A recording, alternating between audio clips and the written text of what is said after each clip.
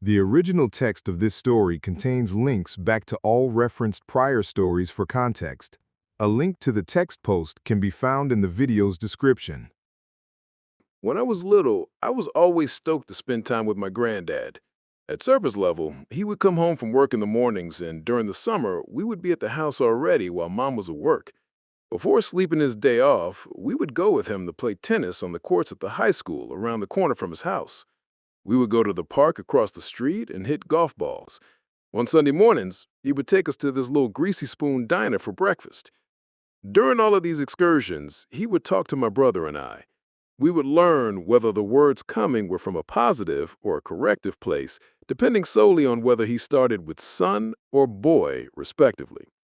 One time when we were about 12, we were at the diner having breakfast almost as soon as he came home from work, as in he didn't even bother with changing clothes, when he looked over his coffee cup and says, "Y'all make sure, more than anything, you take care of your name." He did not expound at the time on what exactly that meant, but he made it sound so important when he said it that it stuck in my head for years, decades since that morning. Naturally, as we aged up and saw more of the world for what it is, we would learn that by take care of your name, he meant for us to make sure we were stand-up people who wouldn't offer the world agency to speak legitimate negative on our names in our absence. No one is perfect, and we all have our flaws, and will eventually leave people in our wake who just won't like us, but that is human. For the most part, though, the people closest to me without an axe to grind will confirm that I have taken the old man's words to heart. Fast forward to present day. Somewhere in the intervening years, Phlip discovered an unfair and ultimately fucking cruel world, which included having to see the old man buried in 2004. Since then, periodic forays into the life of an international criminal and sometimes mercenary reared its ugly head.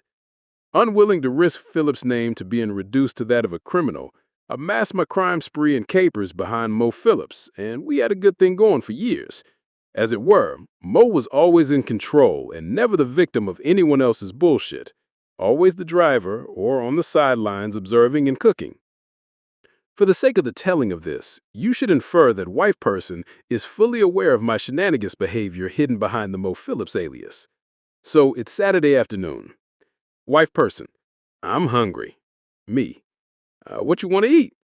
I don't know, what are you? Nope, no, hell no, we ain't doing this. What? You ask me what I want, I throw out ideas you're not with, and eventually tell me to just pick something, and then when I get or cook something, you don't want it. Really? Every damn day. So what do we eat? Look, let's go on a field trip. But where to? You don't get to ask questions. Funny how things go when you explain why you've removed someone from the decision-making and don't leave room for misinterpretation. We hopped in the Subaru and drove to High Point, North Carolina. Outside of downtown, next to the baseball stadium, is a food co-op wherein you can take your absolute pick of what to eat. If you can't find something you want in there, then your ass is assuredly not hungry. Wife person, we can do this. Me, no. Once inside, we chose to try the pizza place that had not been there the first time we went last year. If you follow either of us on Bookface, then you know that our approach to trying new restaurants usually involves a table full of random things that might not exactly go together, but that is how we try out a menu.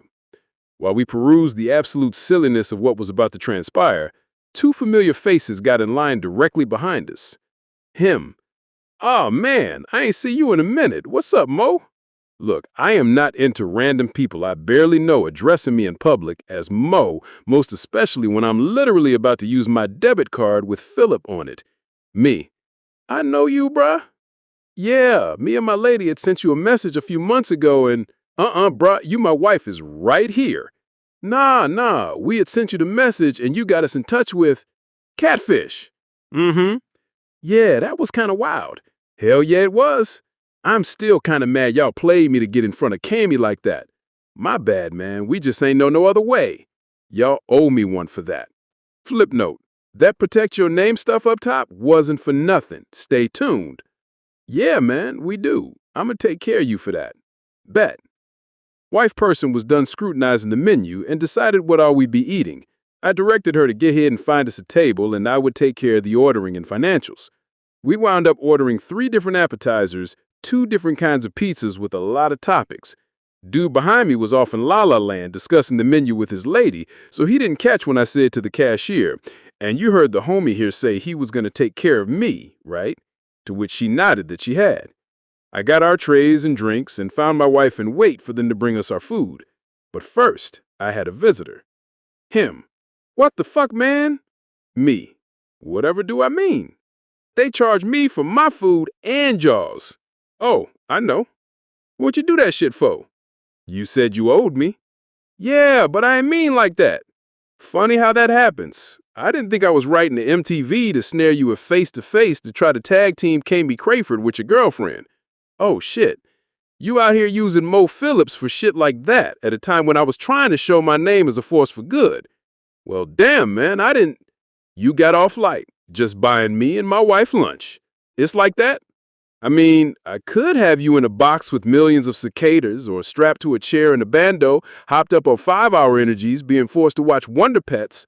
Wife person. Wait, what? Me. Never mind that. We'll talk about it later. Him. So we done now, right?